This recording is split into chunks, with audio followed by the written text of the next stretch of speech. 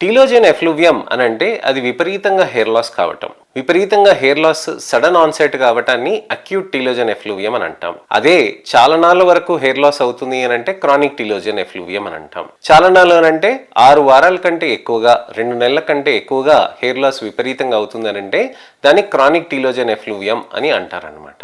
Chronic telogen effluvium ఆడవాళ్ళలో chronic diffuse telogen hair loss గా కూడా చెప్తూ ఉంటారు. ఇది ఎందుకు అవుతుంది, అసలు ఎందుకు ఈ విధంగా అవుతుంది అనే దాని గురించి కూడా నేను ఇవాళ వివరిస్తాను.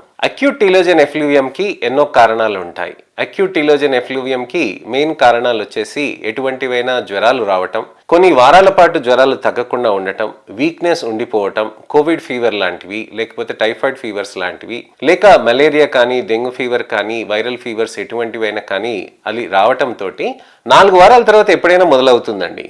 విపరీతంగా జుట్టు ఊడిపోవటం. చెయ్యి ఇలా తలలో పెట్టుకున్నారంటే ఇలా తీస్తే మొత్తం అని జుట్టు ఊడటం అనమాట.